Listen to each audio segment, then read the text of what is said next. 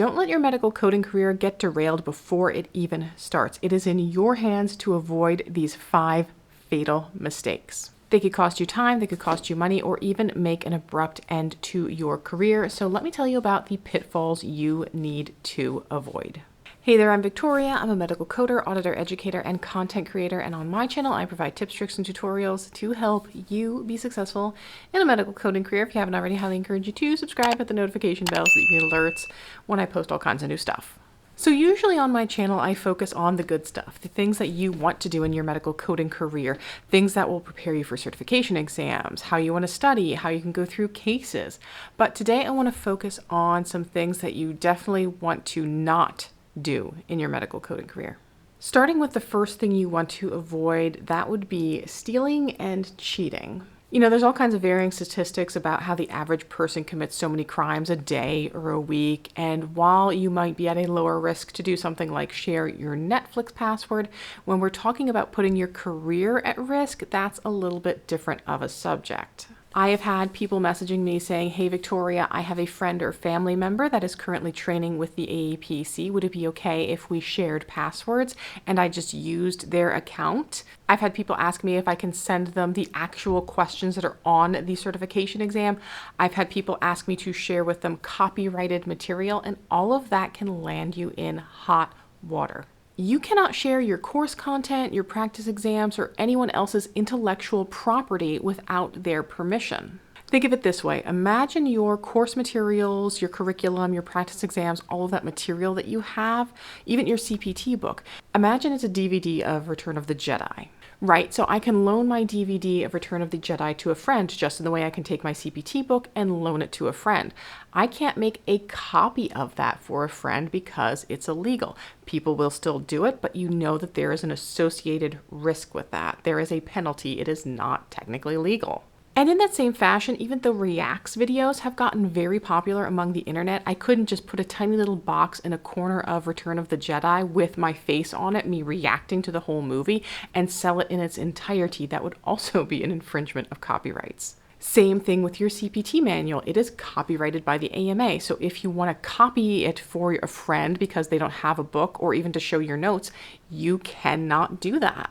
Just because someone has done it and hasn't gotten caught doesn't change the fact that it is not appropriate to do.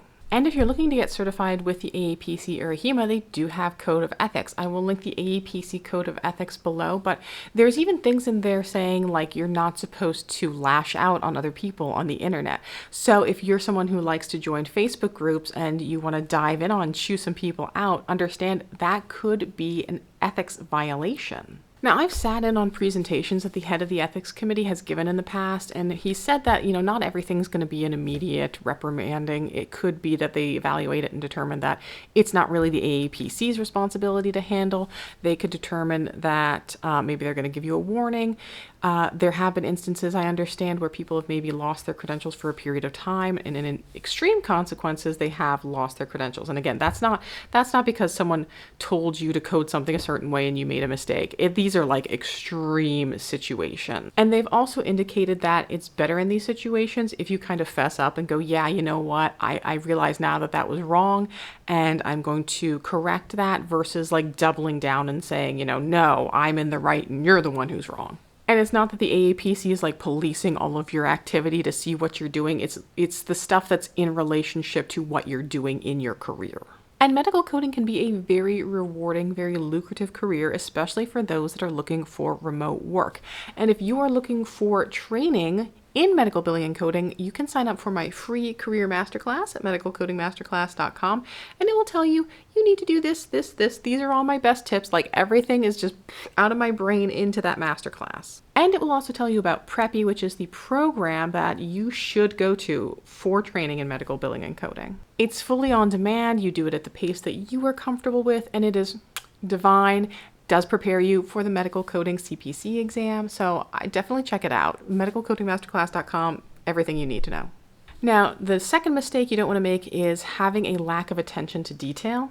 Medical coding is all about precision, it's about accuracy. So if you're not someone who is that detail-oriented person, you could potentially make a lot of mistakes, and it could cause you a lot of frustration. It could cause your organization a lot of frustration. It could lead to claim denials. It could lead to inaccurate reimbursement, financial burdens, all kinds of stuff. Even legal issues. So if that means for you that maybe you have to develop a system for yourself to double check yourself, that is something you want to look into. Make sure that you're working towards that accuracy and that detail level.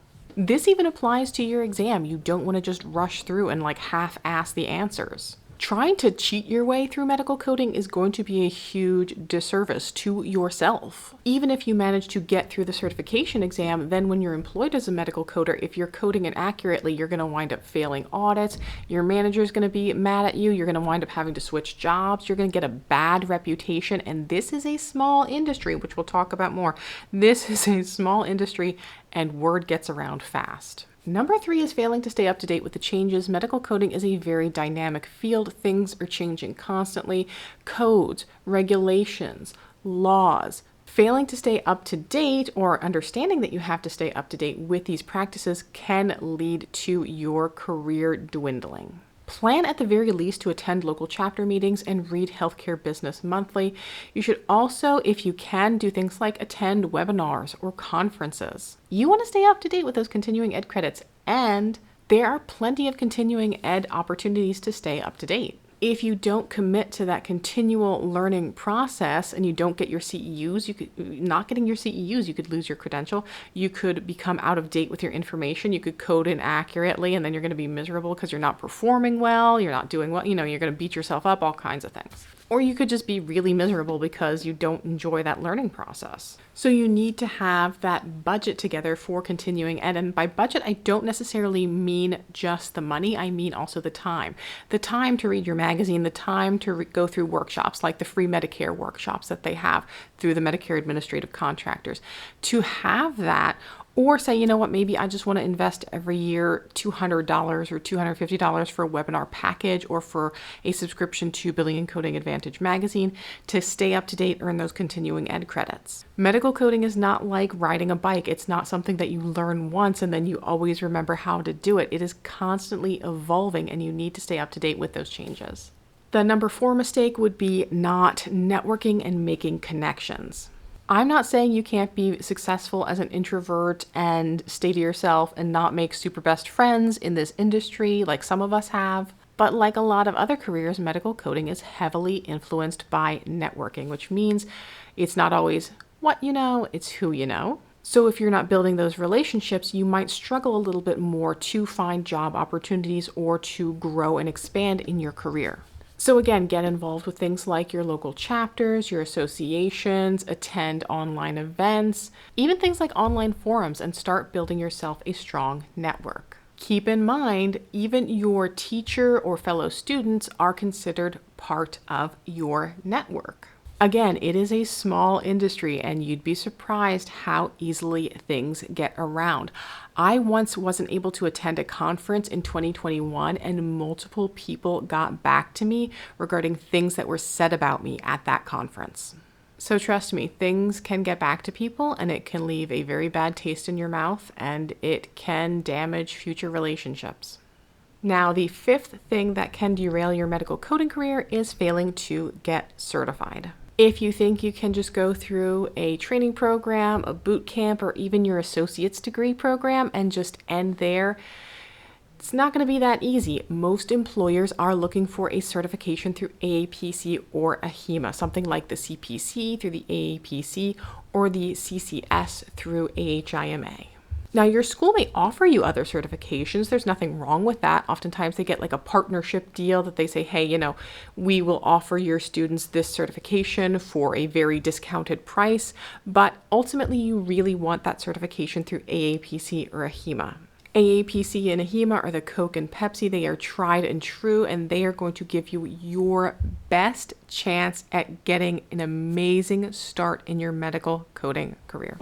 So there you have it. If you can avoid those 5 pitfalls, you will be on your way to a very successful career in medical billing and coding. Don't forget to like, share, and subscribe. Let me know in the comments below if you want me to go over some things you do definitely want to do to be successful in a medical coding career. I will be more than happy to create that content. And again, if you're looking for training, medicalcodingmasterclass.com, I will link it in the description below. Otherwise, I will see you guys in the next video. And until then, just keep on coding on.